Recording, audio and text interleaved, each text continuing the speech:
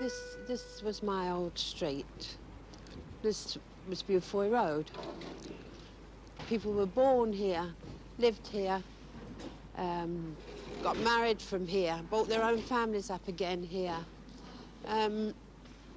Nobody was very happy about moving when we knew we had to go. We had no option, no choice. We were just told it was a compulsory purchase order.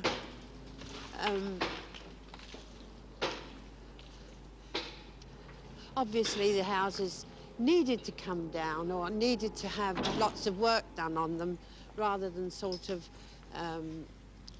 pull them down completely and destroy the whole community that we had around us. And this is where I used to live. I lived here for 5 years, which wasn't a long time compared to the other people that lived in the street. But I don't think you'll ever get the feeling of the community feeling that we had here. You'll never get it in flats, I'm sure of this. It's because they're not real, they're not like houses. This is all sort of artificial now. It's, well, I don't think I'm ever going home anymore. I always think I'm just there temporarily. I don't know why, I always think this. One of the things about living in a house, in a street, you had friends, you had neighbours, you had your next door neighbours, you had your neighbours over the garden wall. You were individuals. You could paint your front door what colour you liked. You could paint your bricks if you wanted to. You could have what coloured curtains you liked. You were an individual. When you live in a flat, you're not.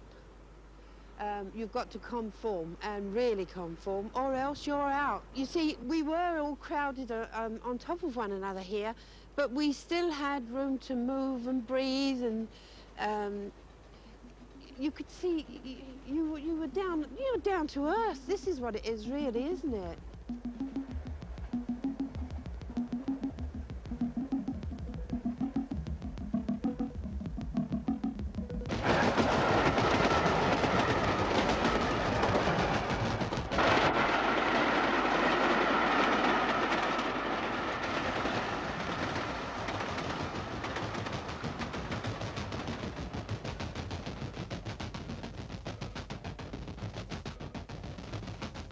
This is a council estate in London, between Battersea Park Road and the railway, built by Wandsworth Borough Council. 28 blocks, population over 7,000 people.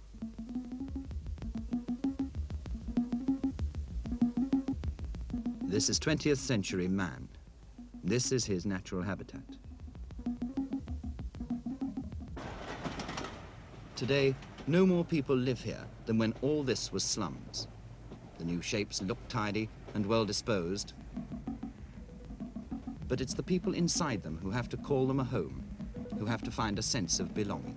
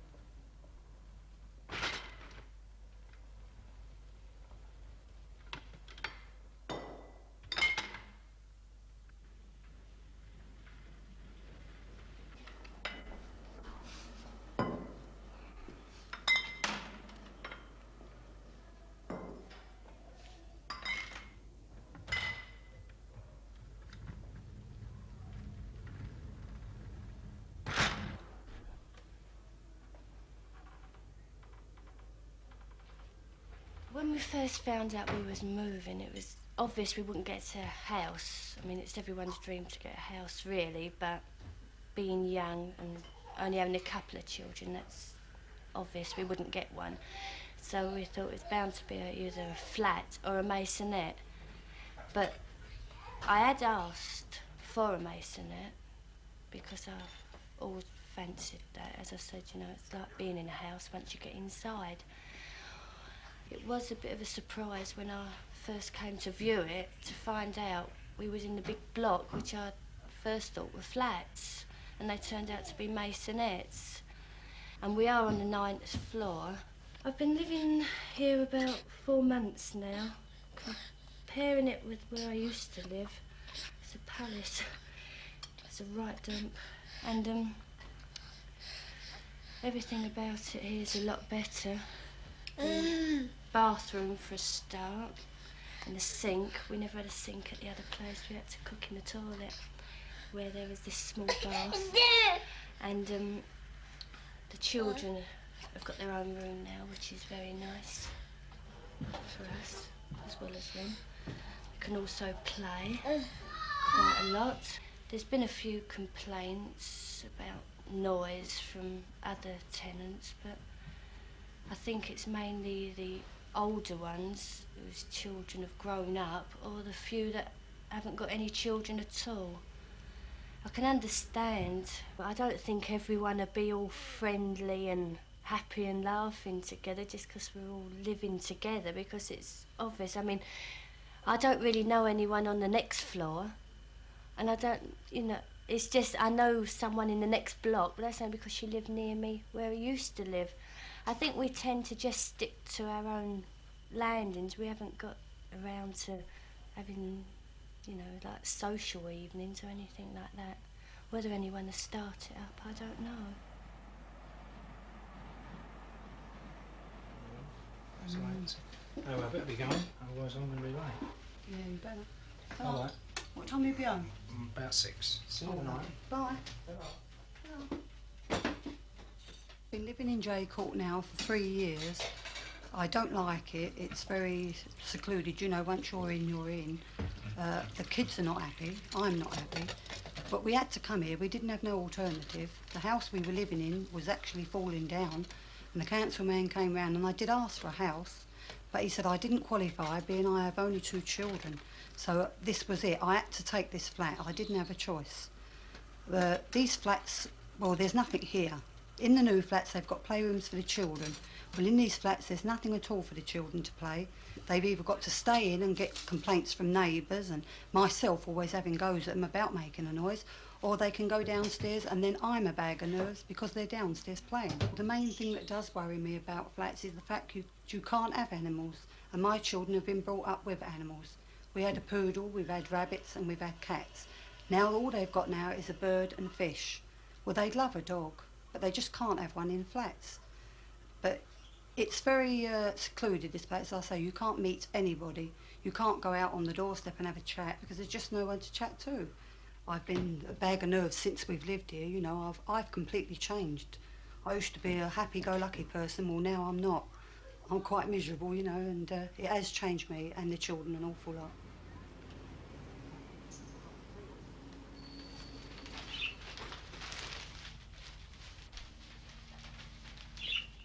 We've been living in this flat for 14 years, you know, just over 14 years.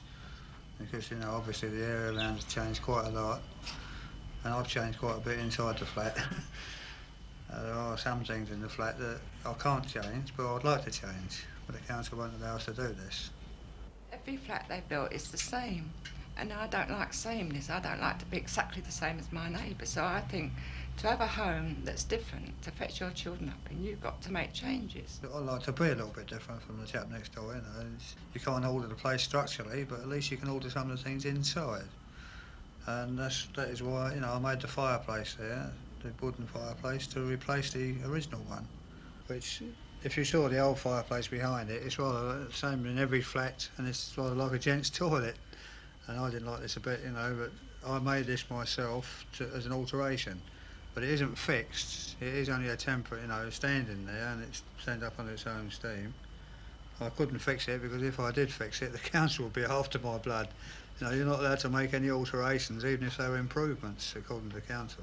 And the other thing was the ceiling, of course. On the ceiling, the original ceiling, there was a plaster up there which rejected everything that you put onto it, doesn't matter what it was. So eventually, what I had to do, I had to stick the plastic type tiles, you know, as you see on the ceiling now. I stick those up there to completely cover it up, you know, because nothing will take on the ceiling itself. Plus the fact it's a bit more decorative, isn't it? It's a bit of a battle, this. We've tried to change the flat, but the flat's changed us a bit as well, I believe. You know, I think this is, you know, you can't avoid this. I say, if you don't become a flat dweller living in the flats, I think you finish up at a mental institution very quickly. We adapt ourselves to a way of living in flats after being here 14 years. You have to live as a flat person. Other, if you live in a street, you're just, you know, you've got neighbours, you can go and knock on doors, but in flats you're just so lonely that you just get used to it in the end. You just can't take people from a house and put them in a flat and say, get on with it. You just can't do it, it's not done.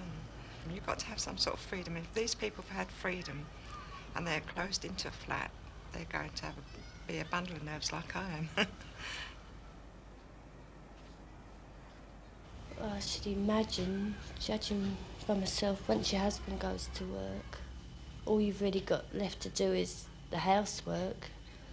I think the husbands, as well as having their jobs to go to each day, they usually got quite a lot of friends. They always got someone to talk to and chat to. 9 times out of 10 they come home, have their dinner and fall asleep. It's because they've had plenty to talk about all day and they're tired. I never feel really lonely because, as I say, there's always someone walking along or pops their head round, come in, have a chat and that. But I think it would be a hell of a lot harder if you wanted to spend a day on your own. So I'd always thought of flats as being lonely type places, you know. You'd heard of people going in and closing the door and that's all they'd see until their husband come home at night. On the actual day of moving in, everyone seemed to be unloading and packing up together, you know, and we all got chatting and, you know, do you want a cup of tea and all this, but lucky enough we all stayed friends after, and so it didn't turn out to be as lonely as I thought. I mean, you move out of these flats to get into these flats, so you'll be settled and you won't have a nervous breakdown, you know. Yeah. But when they come into this, it's just as bad because you can't let your kids play, can you? Look what the caretaker said when he came up about the children playing on the ground, on the landing. No children on the landing, either in the playroom or in the houses. Yeah, that's what you said So last what have you night. got to do?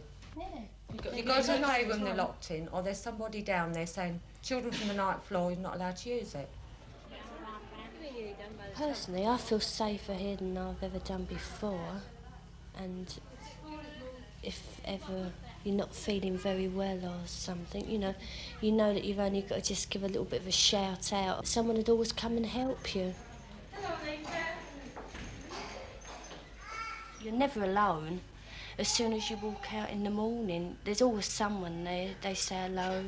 I don't know many people on the other floors. I couldn't really say whether they're as friendly or not. Must admit, you don't see them standing around talking as much as us. And maybe this is why we've had a few complaints about it being noisy up here. But I'd rather have it than being completely on my own all day.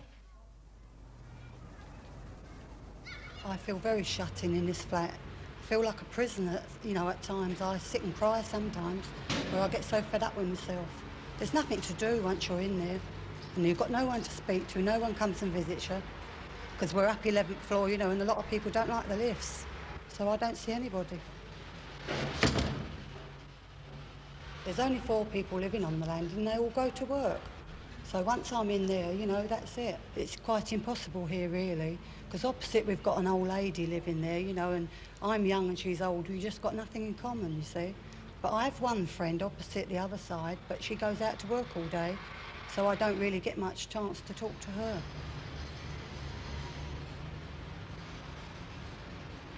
People that suffer the most through the lack of facilities on the estate are obviously the children and the old people. I mean, there's a world of difference now. I mean, when I was a kid, I was what was known as a street raker at the time. I was out in the streets playing all the time. And you could play out in the streets in those days because there wasn't the traffic there is now, for a start. But you felt free. Nobody was there chasing you. You know, you might get chased if you broke a window now and again with your ball, but nobody chased you because you were making a noise, specifically. And nowadays, kids mustn't go outside, they mustn't stomp their feet more than twice before somebody's after them and want to know what's all about. We haven't got this problem now, our daughter's grown up, but we still feel for the parents and the children that, you know, there's just nothing for them to do anymore. My daughter, she just didn't like the flats because there was no freedom at all, and as she got older, she resented, you know, that there's no noise. You mustn't have no noise in the flats, and she, like every teenager, they ought to have their records playing, which she did have, but very softly. And she always said when she got married, she didn't want to live in a flat, and away she went, and down to Windsor she's living now. But I don't think she'll ever come back to London again, because she doesn't want to fetch her children up in the same way she was brought up. We seem to prefer to build garages rather than playing space for children. There's in between each of the large blocks down there, there's a garage place on the basement, with a load of garages on, and there's above that on the ground floor level there's another line of garages, all built underground, you know, undercover. One of those spaces, or even half of that space, would have made a marvellous club room there, been all built in ready, you know. It's part while they were building the estate, they were building it. This would have been the ideal way of doing it, but apparently material things are worth more than children today to these people in authority.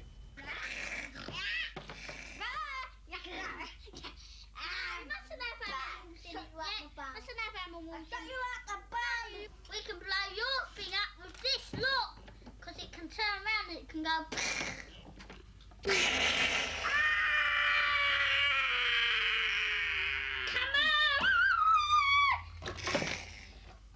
Since we've moved in the flats, I've noticed a great change in the children. They seem to have got a lot quieter, you know. Where we used to live in the, well, we had an old house, you know, with a yard. The children was out there all day playing. But now I can't even get them to go out there, you know. I think they're a bit frightened to go down in the lifts. Or when they are downstairs playing, which we've got a small play park, well, the wall's so low that if they get up, you know, they can fall over. And my boys are very interested in football, but they're not allowed to play football, you know, in the play park. So what they do, they go through a hole in the fence because the door's always locked, and one keeps an eye out for the caretaker. You're always worried what they will get up to. You know, they can be led astray, very easy little children. If they're told to do something, they just go and do it. I am worried about that, but I'm worried about everything where flats are concerned. Everything, the fact you cannot get down to them if anything does happen to them. And if someone did get hold of them, the time you've got down there, the damage is done.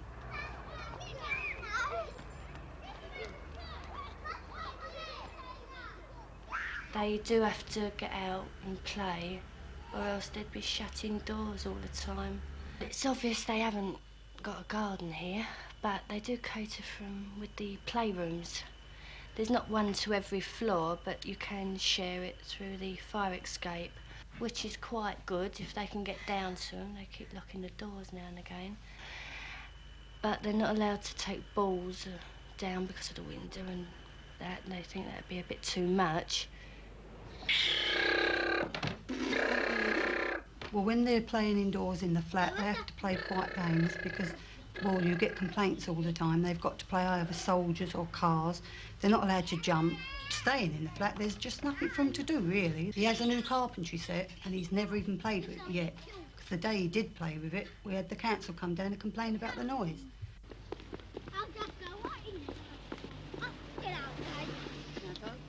But if they go over the park where they just run wild, they love it. They can have their bikes. They also can play football, but they cannot go unless I take them. And that's only when they're on school holidays. I do manage to take them every day because I leave me work and I take them for the whole day. And they go mad. They don't want to come home, and I'm there till 7 o'clock at night sometime, from 9:30 in the morning. Well, they just run wild. They can play with their bikes, they can go in the water, they can do anything they like without anybody saying, you mustn't go there, you mustn't do this, and you mustn't do that. They're free, and they feel free, and they really do enjoy themselves.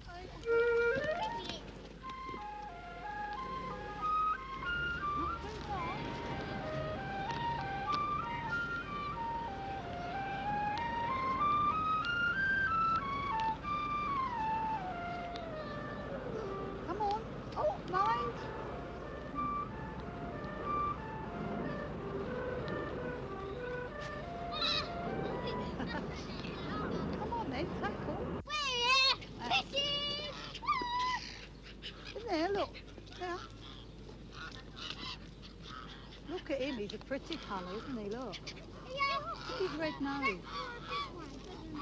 See, look, this one here, look.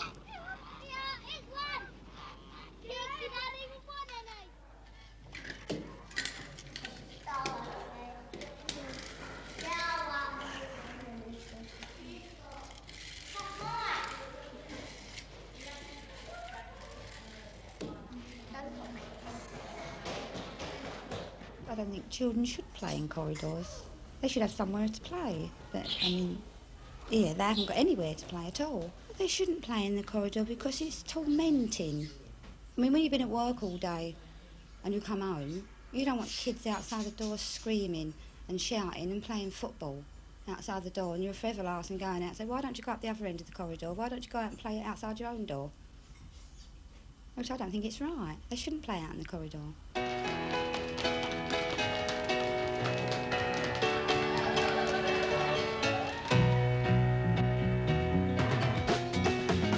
No more homes down on the ground where the kids can run around. There were people you could greet as they walked along your street. Concrete towers fill the sky and the children grow so shy. How can they communicate? They ain't got no garden gate. Have pity on the children who live up in the air. Have pity on the children way up there. What do they care? Have pity on the children who live up in the air. Have pity on the children way up there. What do they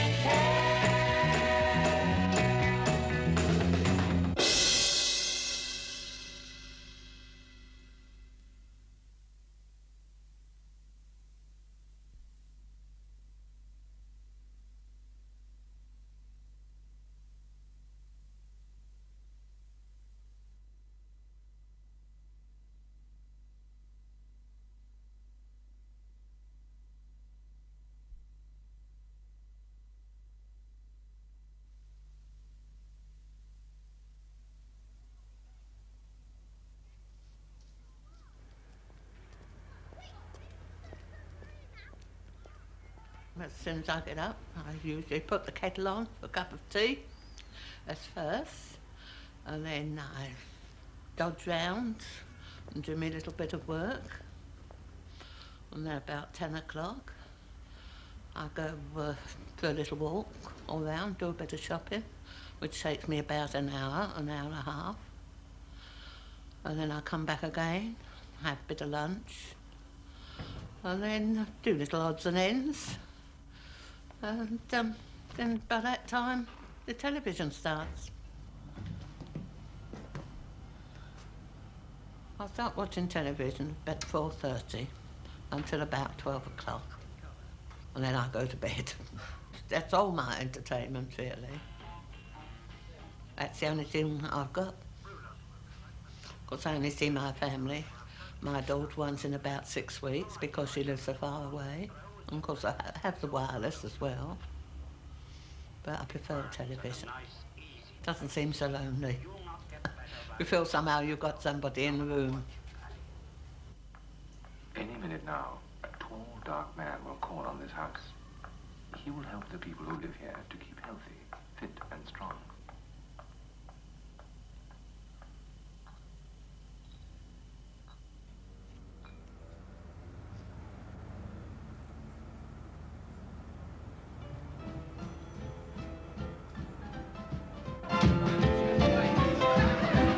They're building flats where the houses used to be, where we once sleeping, now we are eating.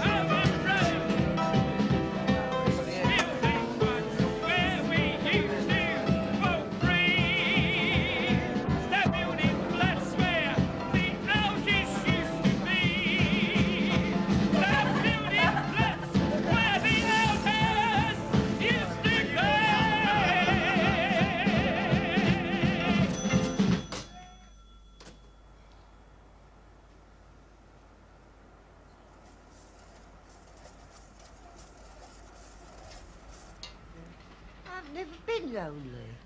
I've always been a happy woman. Made me life.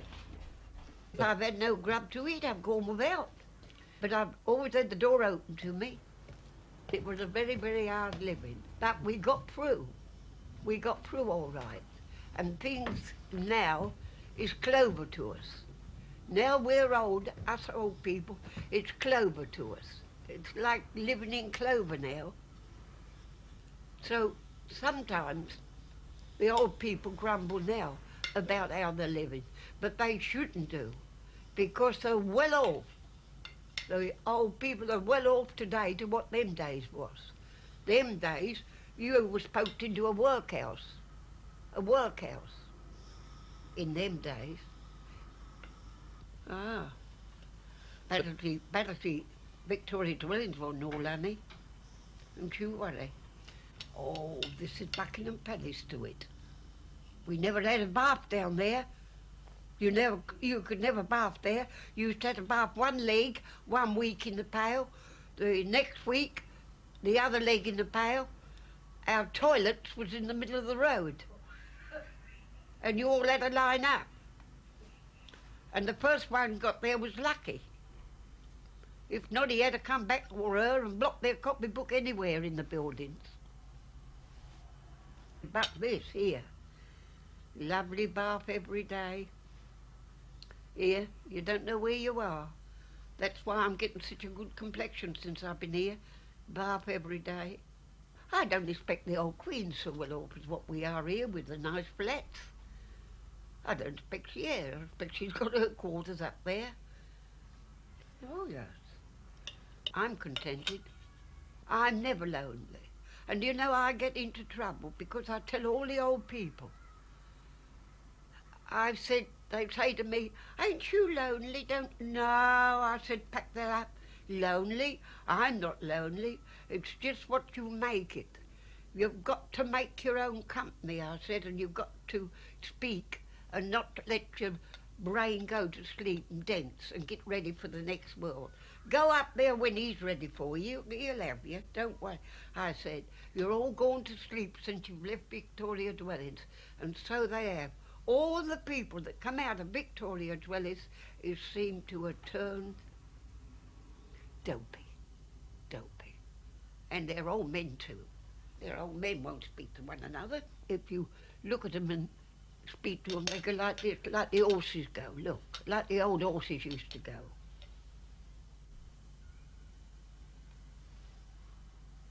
Look out their blinkers to see if you're looking at them.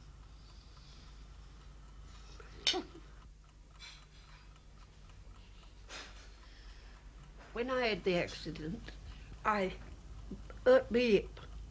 I broke this hip, and this arm I ain't got properly right. I came home from hospital. I walked straight in on my 2 sticks. I sit down. The wonders hole in the place. I sit down. I look round. There wasn't a neighbour come and knocked at the door and said, could I make you a cup of tea or give you a cup of tea? At Christmas Day, I was 89. Nobody, not even my people, never come and knocked at the door and said, here's a quarter of tea for you. Quarter of tea. So I dragged along in here for 13 weeks, like I am today. I'll show you how I had to get up and how I had to do for myself. Get out of bed, slip off, slip off, slip off, off, off.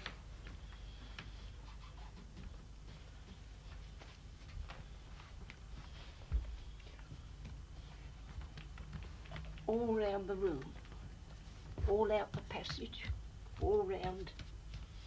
Pull myself up with the chairs. Pull myself up, round, as far as I could get round. Here, round, round.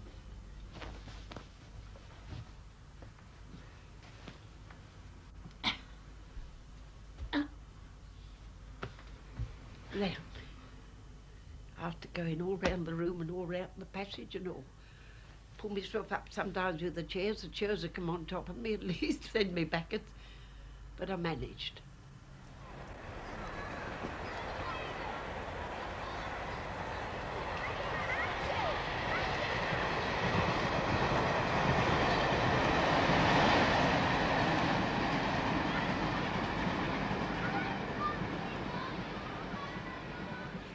I don't think a community can prosper in these tall blocks of flats because they don't cater for it. It breeds anti-socialism because I like to keep myself to myself at the best of times.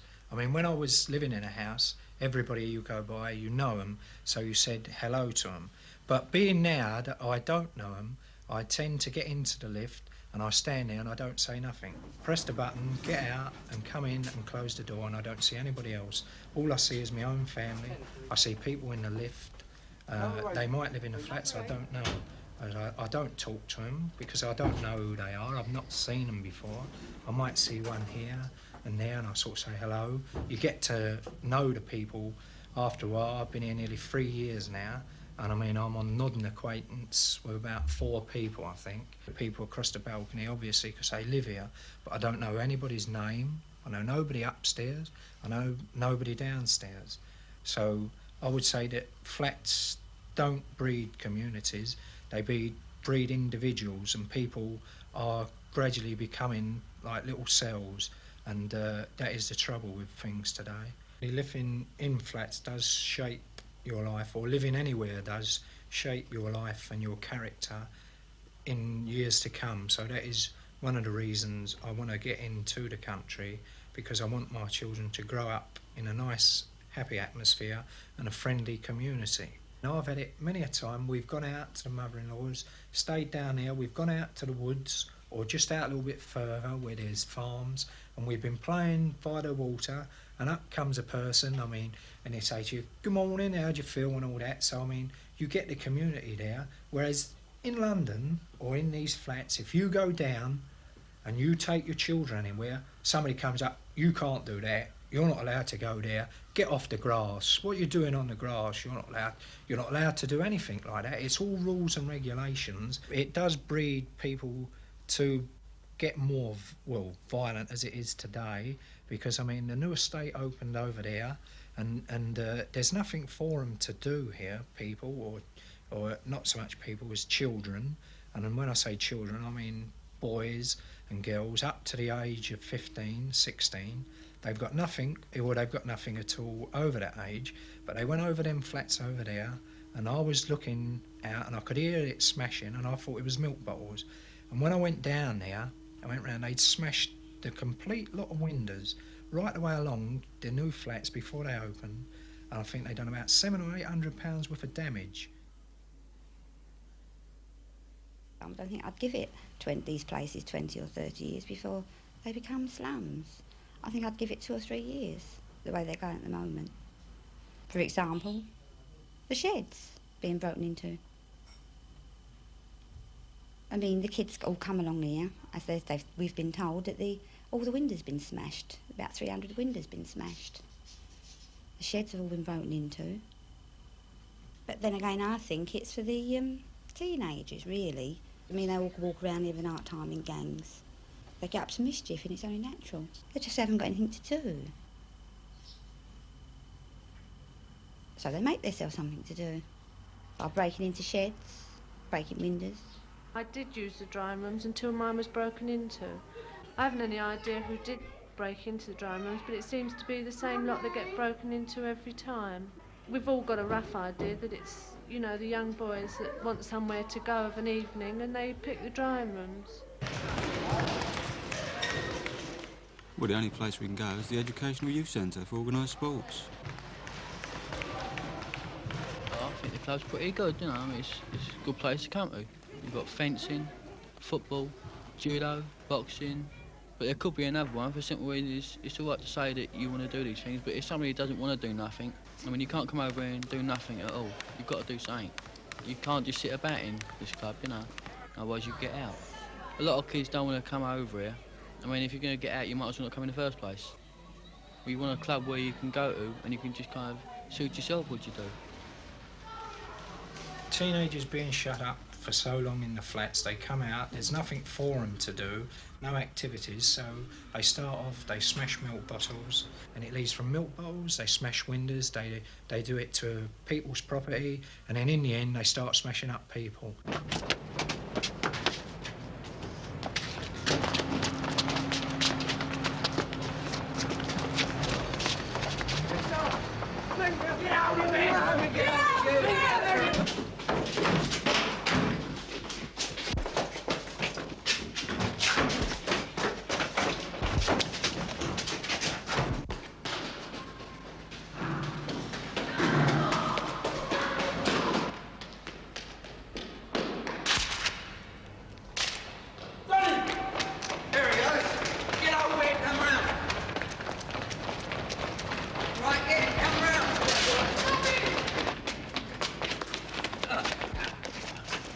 Yeah, I've been beaten up a couple of times. I mean, it's not unusual, is it? I was it. You went that way and I went down on the floor. I mean, they started kicking me, so I got up and run. Lucky enough, I got away, you know, but they didn't come after me. I just done it for the fun. People write that teenagers are violent, all of them are, because they like to blame people. I don't know why people write that, because it's not true. Well, some of it is, but most of it ain't. Well, I wouldn't think that sort of thing happens in Battersea. Well, not where I live. I've seen it happen, like in the park and down Clapham Junction. It happens. It's happened to me, but I've never done it to anyone else. I wouldn't do it to anyone else. I'd rather be in the position as Tony than I would chasing. Well, I was playing the part where I was getting beaten up, and I didn't like that much. And I would rather have played the part of being chased, of chasing than being chased. I think it was wrong of you to film this sort of fight because it gives people the wrong impression entirely. Yeah, but if they know this fight was fake, yeah, well, they don't, do they? Well, they do now. Don't get the wrong impression. I mean, you can show someone something and then tell them it was all put up, but they still remember what happened. Yeah, I don't care how much you tell them that it was fake. They're still going to have that impression in their mind somewhere that someone was getting hurt. You. The Tenants Association, you know, is very important. The role of it is to give the people on the estate something to do and some interest that can keep them, band them together. In fact, you know, the old saying, divided we fall, united we stand, is very, very true. Good morning, my dear. I'm from the Tenants Association. We are holding a meeting Wednesday evening in the basement of J Court. Can we count upon you to come along and support us? Wednesday evening? Wednesday evening, 7:30. Oh. That's in the basement of J Court. Well, the Tenants Association has really got two importances. No, the first importance is liaising with the council so that you can talk with the council. And secondly, for the social side of the estate, which is a very important thing as regards the people, because it gives the people an interest outside of their own particular flat and gives them an interest that keeps them sane, if you like. You know? Nobody feels that they own anything on any estate, you know, they think that the council owns it. But I know and you know that the council don't own anything, they don't own a brick. The property belongs to the people. We've got a meeting on Wednesday evening, very important meeting on the estate. Can I count upon you to come along with us? I can't walk. Well, we'll get you round there, my darling. We'll get you round there if you'll come. Yeah, Hey, there's the notice, look for the meeting, if you'll come along with us. I can't, I'm sorry. No, I can't. You can't make it? No. But you'll see all your neighbours and make sure that they all come, will you? I don't know any We'll have a word with your people, have a word with your friends. The Tenants Association, they are there with the people and they're talking to the people that live on the estate. They know the problems of the people that live on the estate. The ideal situation, I believe, would be for the council to allow the Tenants Association to run the day-to-day things on the estate with the council backing. An estate is like a little village, and no village functions without its village hall, and we haven't got a village hall to function from. Can we count upon you to come along to the meeting in the basement of J Court? Wednesday? Wednesday evening at 7:30. Yeah, okay.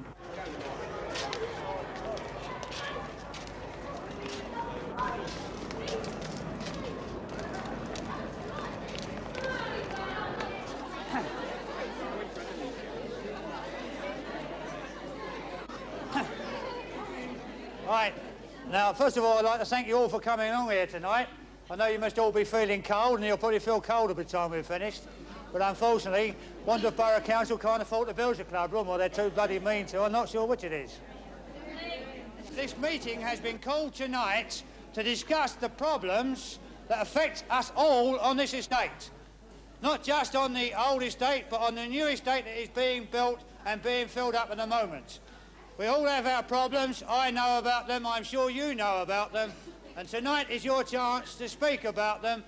And for goodness sake, speak up. Don't be afraid. Speak out nice and loud, and let's hear your problems.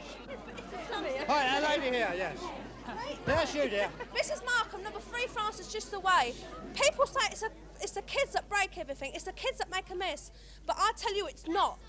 When I first moved here, every day for 3 weeks I cleaned out the chutes, I cleaned out everything. Not 5 minutes later, some dirty person will come along and drop pill, everything. Dirty STs, everything you can think of on the floor. It's not the kids, it's some of the peoples. They come from slums and they're going to make this a slum. Not at all. Hold it, please. Hold it, please. Mrs. Dane, Dresden House. This is about the lifts and also about the children.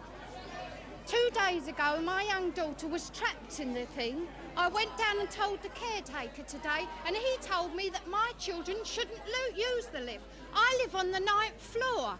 What should I do? Make them walk up at least half a dozen times a day? We've got a young lad here who wants to say something. So please give him the best of attention. Is it possible for us to have a football pitch?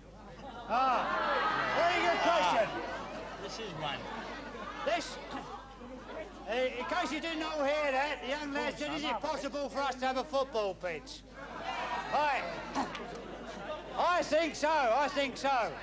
There is quite a large grass expanse there, and I've noticed they're planting trees at odd angles all over the place to stop the kids from playing football. I know the gentleman over here is going to say no, but I say the children are the future.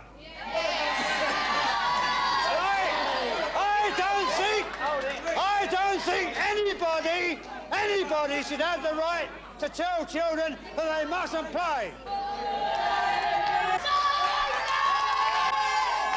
Let's have a experiential control first. It starts indoors, the control of these. Look at them all out here this time of night. They should be home and in bed, doing their own work.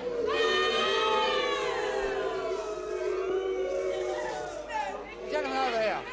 Mr. Chairman, may I just reply to the gentleman over here? Surely our duty is to cater for these hooligans. We're not going to do it by ostracising them, by forcing them onto the streets with nowhere to go. The only way we're going to cater for this type of young person is by showing that we care. Their problems are our problems. We're not going to do it by putting them in a separate class. The only way to do it is somewhere to meet, somewhere for us to meet, to discuss with them their problems. It's not the kids that's been forming this, doing this damage on this new estate. It's in the main neglect of the workmen at the beginning.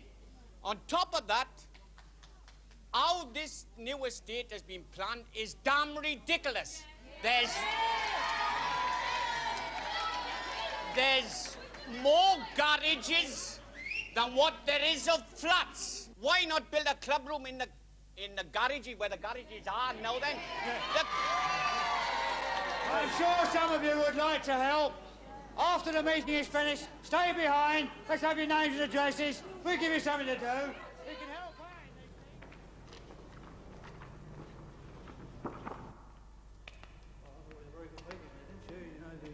Very noisy. Kept us all warm anyway. Damn cold, wasn't it? I like a noisy meeting myself.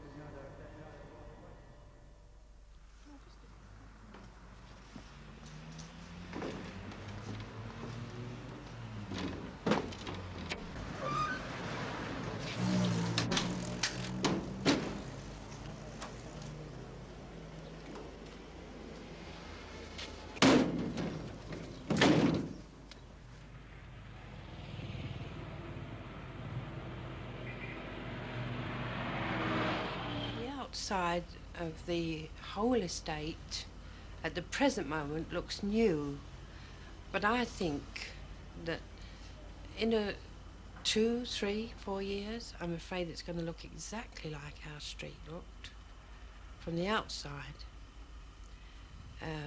It's gradually, even now, changing from when we first came in here.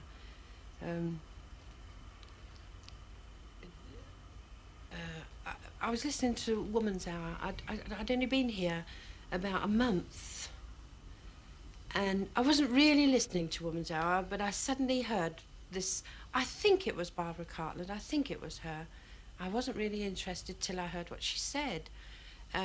She started talking about the £6.5 million project in the Battersea Park Road, and she said to me, "It screams out of slums." Oh, I was really indignant. I just moved in here. I don't know now. I think maybe she was right, you know. There's a lot to be said for giving people a decent place to live in. I don't know who designs them. I don't know who they design them for, or if they think that we feel or think any differently than they do. There must be reasons why these architects build these flats in this design and in this hard, barrack-looking way, because I'm sure they couldn't possibly like the structure and the outlook of them themselves. I don't think there was an awful lot of thought put into it. If they would have only consulted ordinary people who have to live in these places, what we would like, it's not a lot we would like, but we do like the same things as they enjoy. They like the outside of their places to look nice, and so do we. We don't differ in any way to them. Surely that in time somebody will learn to come and ask the ordinary people what they'd like and how they would like them.